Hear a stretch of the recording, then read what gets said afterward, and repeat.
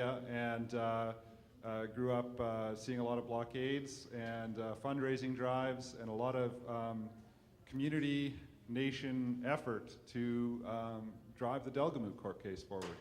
This came from a community with no IBAs, no capacity agreements, and very little employment. At the time, First Nations people were largely left out of the resource industry, and their rights were under attack. But so when I think back on that, and I think about some of the nations that have had some of the most success recently, they're the nations that aren't afraid to drop the gloves and maybe sell them at an auction so that they can get to a first meeting to make some of this happen. When we worked on the ratification of the Statlium Hydro Agreement, I talked to the chiefs who started those negotiations. And one of them told me he sold his leather jacket so he could get down to Vancouver to meet with the province. And another one told me he sold his horse so he could buy some gas. So the point is, in business, we call it a lost leader. You know you're going to lose money to get your foot in the door, to get ahead, but that there's going to be hopefully some great benefits down the road. And I think First Nations, no matter how small you are, if you've got that spirit, if you've got the vision, you've got the fight in your belly, you're going to get to a good agreement. But you have to realize that sometimes it means selling the leather jacket to get started.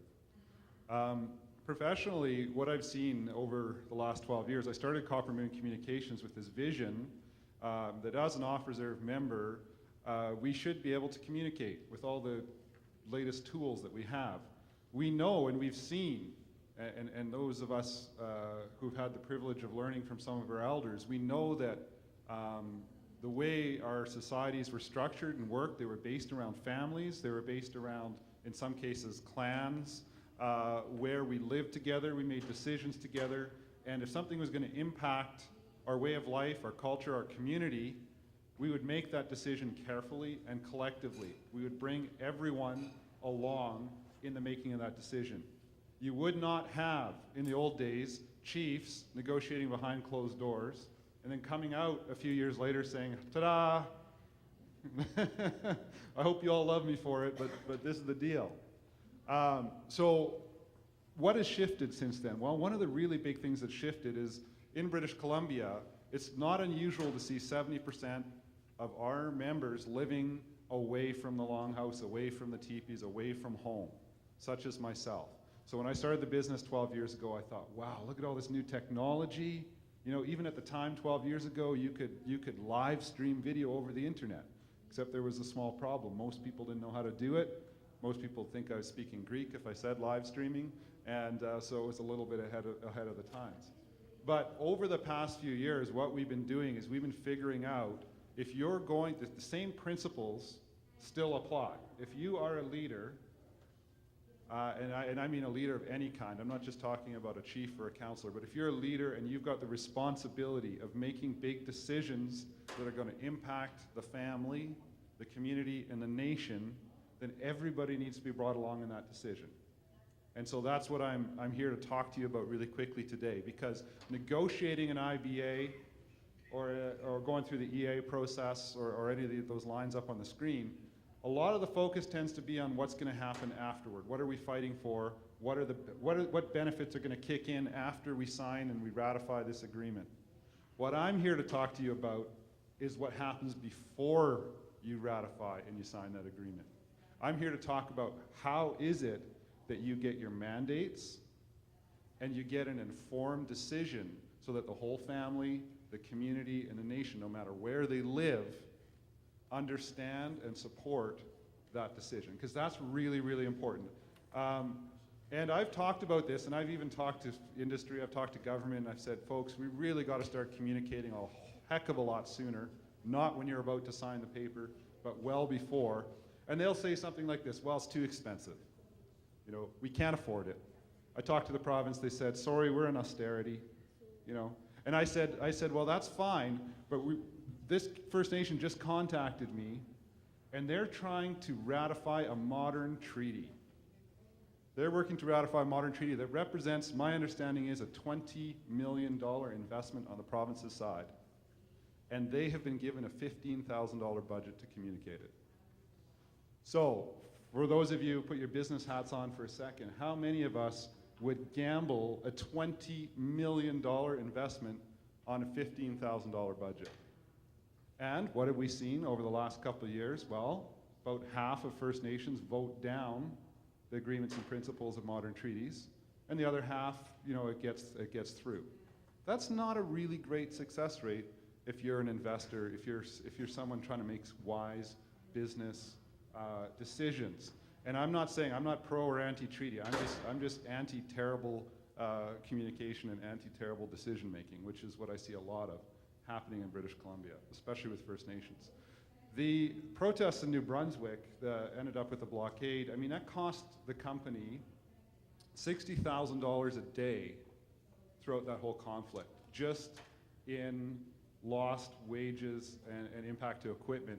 When you add in the cost to society of that conflict, it gets much larger than that. When we move forward with projects like LNG, when we move forward with any kind of significant decision, sometimes it's a band election. It can be a pretty significant decision that can lead to conflict if the communication is poor around it. Any significant decision, the communications has to be there, members have to be brought along. So, again, communication should be at the beginning, the middle, the end, and after any decision. It's really, really important. With effective community engagement and decision making, projects can move along very quickly. The difference is when communication is not there, conflict exists.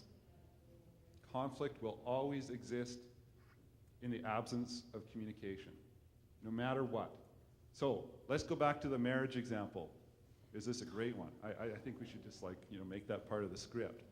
I like to say, if I go out and I sell my house, our house, that I own with my wife and my kids, and I come home and I say, ta-da, I sold the house, and I haven't told my wife anything about it, she's gonna be mad. Even if it was a great decision and I thought through it and I hired a great lawyer, Merle's on my team, for example, and we've done a great deal. So I'm sold the house and I say, hey, look, honey, I bought this collector's Ferrari, and it's gonna appreciate in value. What a great decision. She's not gonna be happy with me because I didn't involve her, I didn't include her. It doesn't matter how good the decision is. And this is what I try and get through to First Nations leaders, is it doesn't matter how great your decision making is as a professional, as an individual, or as a small team. If you're not bringing the whole base with you, the whole family, then conflict will exist. And with conflict, guess what? It's expensive. It costs a lot of money to fight. It costs a lot less money to communicate well, bring everybody along, and to move forward together. So the value, again, in the negotiation process often is looking after the deal. The value in communications is the process of reaching that deal. So it's creating real legacies in the community. So one example, when we work with First Nations, we make sure we can call every member, no matter where they are, and make sure they have an opportunity to participate, whether it's through a phone conversation, an email conversation, a conversation around the coffee table, over tea time.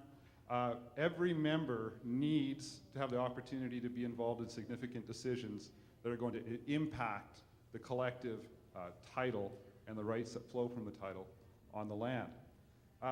So informed consent, and this is something a lot of people talk about. We need free, prior, informed consent. You hear that word, not a lot of people tell you how you achieve that. Because of course, it sounds great, but how do you do it, right? How do you do it? It's a pretty daunting thing.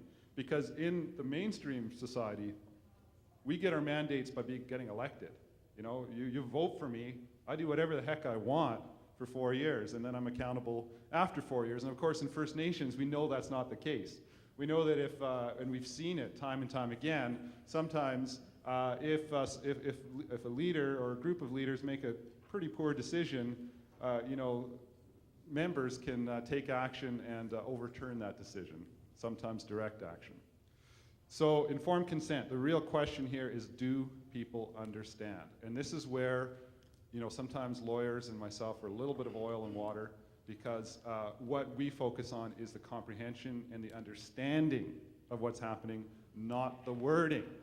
So I remember being in a community meeting and a presentation on a negotiation from a lawyer, and I was watching everyone's eyes glaze over, and as I was talking to people, I started just quizzing them. I said, do you understand what a right-of-way is? No? Okay. Do you understand I don't know, I can't even remember those legal words that just kind of fall out the other ear. But I ended up doing a list, and it was very long, of all the words that people didn't understand that we just assume, that they would. So the point is when you're up front and you're talking, if nobody understands you, it's not informed consent. It never will be. So these are really important issues that I encourage you to think about as you work on fantastic IBAs and really great environmental processes and joint ventures with companies. Are people informed? Are you bringing the family along with you? And when you reach the end, are people excited? Are they happy? And is there an absence of conflict? Because there should be if you're doing things right on the communication side. So thank you very much, and look forward to continued discussion. Thanks very much, Jacob. Merle, I'm not sure if you want to respond to any of that, but okay, all right. I didn't understand what he was talking about, actually. It was too plain speaking. No, I mean, I think